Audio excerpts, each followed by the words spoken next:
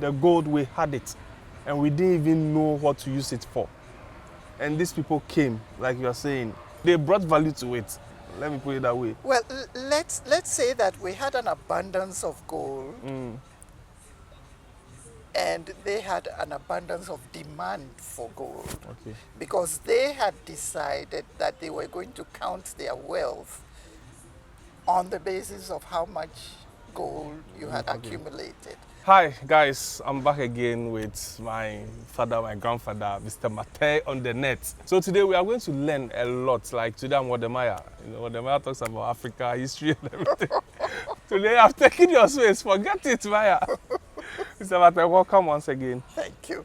Thank you for having me. Mr. Mate, today I don't have questions because what you're about to talk about me, I don't know, I'm just learning. So I leave everything to you, you're on the floor. Okay.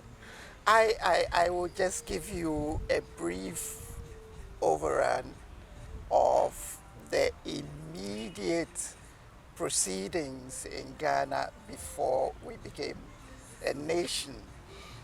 A number of European powers used to have trading posts in the region which they called the Gold Coast. They were attracted to this region because of an abundance of high quality gold. And at the time they came to us in the 17th century, or 15th or 16th, 17th century, we did not have much use for gold. We would adorn ourselves. But sir, please, before you continue, I've been thinking about this every time. Yes. Is it that Africans, we are naturally dull or something is wrong? Because the gold, we had it, and we didn't even know what to use it for. And these people came, like you're saying, they brought value to it. Let me put it that way. Well, let's say that we had an abundance of gold, and they had an abundance of demand for gold, Okay. because they had decided that they were going to count their wealth on the basis of how much gold you had accumulated. We didn't have to do that because there was such an abundance of gold in this region that why would you want to count your wealth using sand, for example? There was that much gold available that it had very little value in terms of representing your worth. As soon as they started their rush for the gold, naturally we realized that, oh, well, perhaps somebody else has a use for the metal. Because basically they were just hoarding it. It's not as if they were going to use the gold to do something miraculous, in their environment. They just hoarded the gold as a representation of their net worth. Okay. You get the idea. So there was no difference between they and ourselves. We had the abundance, and therefore we didn't hoard.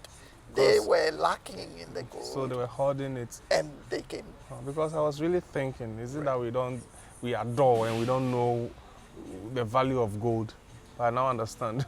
Yes, because gold basically had very little value, and it still has very little value in terms of its use, its utility value. Yes, we do use a little bit of gold in fabricating electronic components, especially the integrated circuits that go into our cell phones, etc. But that's very little, very, very little gold compared with the total mass of gold which we have mined and smelted and hoarded. The bulk of the gold which the world owns today is hoarded in vaults with no use whatsoever except to sit there. So there was no difference, absolutely no difference between us Africans and themselves, except that we had the supply and they had the demand. That's all there is to it. Okay. Now, and then they started to realize that there was something even more valuable than the gold which they had come for. Which is? It's sad to say, but they realized that they could actually buy human beings Oh, from that's us and export them to the Americas because they had started to colonize the Americas. They were developing their cotton farms and the sugarcane plantations in the Caribbean and in Southern America, and they needed labor. They needed labor because sadly they had killed off most of the indigents in these places, and so they had to import others from other places. Now, we had an active slave market in Ghana, um, or in the Gold Coast at the time, because we were quite used to buying and selling slaves. We warred against each other, and but the slave trade thing. Did they trick us, or we were greedy? I, I'd say that the more truthful response would be that we got greedy. We got greedy in the sense that we had been trading in slaves, but our system of slave ownership was quite different from theirs. Because as far as we were concerned, the slave whom you bought became your responsibility.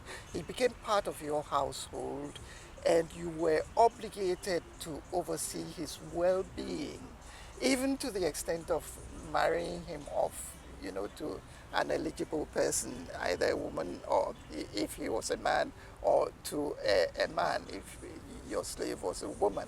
But the slave became part of your household. In fact, there are recorded instances in which a slave might become the chief of a village, because when it came to the nomination of a chief, the elders of a village may decide that this particular slave has the qualities to lead us and to ensure that we prevail against our enemies, and therefore they would elevate him to make him the chief, except that he didn't pass on the chieftaincy to his lineage. It was not hereditary. It ended with him, as it were. So slavery among us, before the Europeans got involved, was a much more friendly, much more humane institution. And then they started offering large sums of money to buy slaves from us.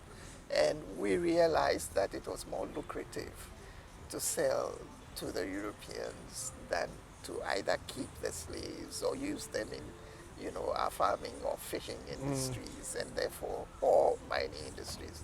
So we sold to the Europeans. And also, I think, I'm just thinking, because like this whole thing, sometimes it confuses me. Is it because they don't have any communication device those days? They don't have the cameras, they don't have social media to talk about these things. Is it that they don't know what is happening to the people they sold to them? Or they are very much aware, but greediness? Well, it's that you were not selling your cousins and your own children and your nephews and nieces, but you were selling enemies, basically. So enemies who would otherwise be selling you. Okay. And you were selling them because, number one, it was profitable, but also because it was a way of ensuring that you enjoyed some peace. If you sold off the princes and the princesses, and the warriors of the next village, then there would be nobody to come and attack you or to come and encroach on your lands and so on. So it was the instinct to survive partially drove that industry or that market. And then there was the other side that while we began to learn of the cruelty that these persons were subjected to the extent that they were strangers to us, I suspect that our forebears had difficulty relating or empathizing with these slaves. And so it's a sad part of our history, but many people simply shut their eyes to the cruelty and walked away with the money. Some people are even recorded as having sold their own spouses, to the Europeans. That's a very sad part of our history, but here we are. Life happens, and sometimes it's cruel, but we have to make the most of it when we have the opportunity. Yes. Anyway, it's in the past. Thank God I was not there. Well, you see, there's another side to it. Knowing these things, I believe that yourselves today, especially, since the era of, or the year of the return, have the responsibility to begin to educate African Americans, for example, and Africans in the diaspora to recognize that they are very welcome, that we have a yearning to create space for them, that there's no animosity whatsoever. We have no animosity towards them. We desire to provide for them some opportunity for healing to the extent that they themselves wish for it.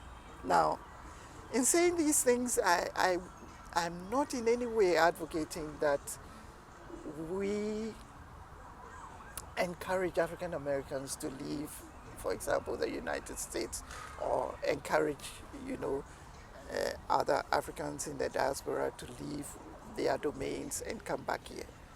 The reason I am against that is that one half of their heritage is in the places where they are. Their forebears worked very hard to create capital in these places and to make those places what they are today. And they are entitled to enjoy the benefits that accrue to inhabitants of those domains. So it's not to advocate that they leave their heritage, they abandon that half of their heritage, but rather my quest is that we use your channels to make them aware that the other half of their heritage is still very much alive in Sub-Sahara, that they are very welcome, as we in Ghana say, "Ablekuma abakumawo." They are very welcome to come and enjoy our hospitality. If any of them should choose to come and make their domicile here, I'm sure there will be more than enough space to receive them. If they should choose to come and visit by way of R&R, relaxation and recreation, just because they feel that they need to recharge their energy somehow, I believe that we should create sufficient room for them to come and enjoy such That is my hospitality. problem. That is my problem. I was about to say, the fact that we want them to come and experience Ghana, get something doing here, something going, we have to make the country work, because sometimes it is sad. You come here and it's like you are in a different world. Like, what is this? I know this, I'm deviating, but it's a great new world you've come to. It's a great new world. Yes. Okay, in a simple man's language, systems are not working here, so it makes it very, very, very, very, very difficult for them to relocate. Well, I'll tell you, I'm struggling with Momo at the moment. Really, Momo? Yes, just Momo. I just don't know what to do with it. And then I go up to the kiosk and I ask them, so what am I supposed to do? How do I pay for this? And then they tell me, and the next moment I've forgotten exactly what they told me. So we go through the same thing over again. But let's do it like this: that while we have very good intentions towards our brethren in the diaspora, we also recognize that we have very significant limitations in the way our society works and in the infrastructure that is available here. And there's the need for a bit of hand-holding and enculturation when our brethren visit. Enculturation to help them manage their expectations so that they do not feel somewhat unduly disappointed, stressed, and they do not feel overtaxed in coming on visits or coming to live here. There's a need for enculturation because, oh, there goes another aircraft.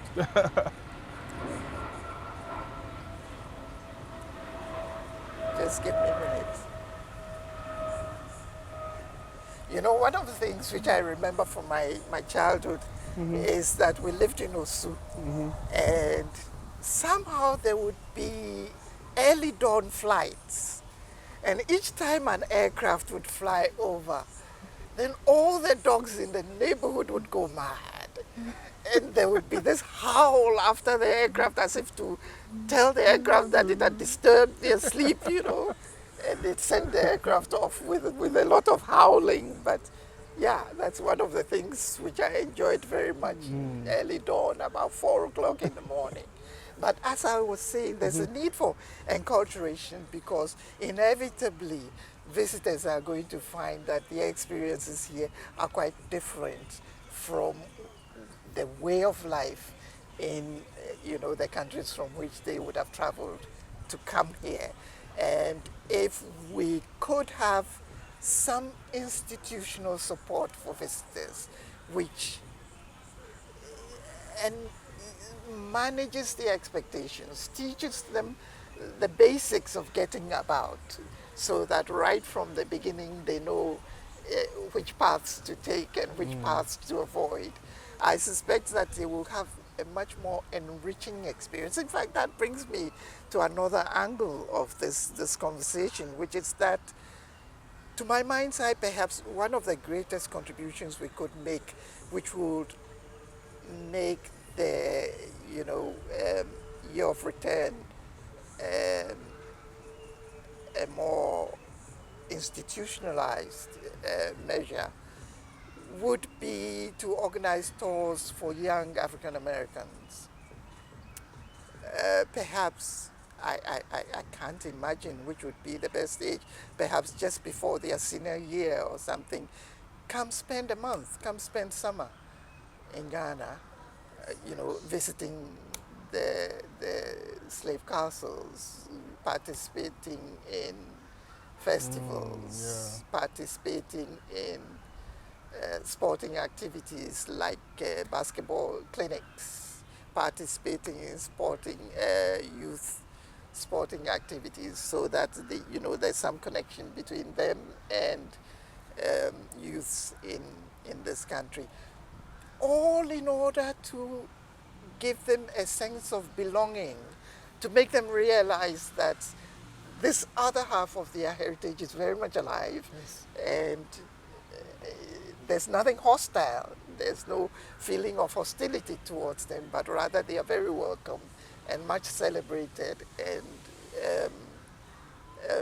much sought after, really, because they are good company. I suspect that if we could get that sort of thing organized on a yearly basis, it should make a big difference to their sense of belonging, to recognize that they have a home where they continue to be celebrated and welcome. They're always welcome. So guys, see more on his channel. yes, like they are ready to listen. Like I can feel it. They are ready to listen. Someone was like, okay, like relax. Go onto his channel. You're going to get a lot. Like, this is just something. Like, I just wanted you to hear something. Go onto his channel. I've been reading a lot. Mr. Mate, you keep sending me history. I've been reading a lot. I'm like, wow. Even current happenings. Right. Afghanistan and all of those things. Mr. Mate, thanks once again. My pleasure. For the Always rich history. To talk to you. Thanks for clearing my question. The question in my head. Are we damp? Are we that dull before the whites came? Thanks for clearing that thing in my mind. Always my pleasure. I really appreciate it. And guys, as usual, thanks for watching, and I'll see you guys in the next one. They call me an animal, 'cause I've been waiting for that truth untold in my life. That's why I press for more. Don't know what I've been through, but I keep my head high, just high. And that's why I say confirmation, future jubilation. Bye.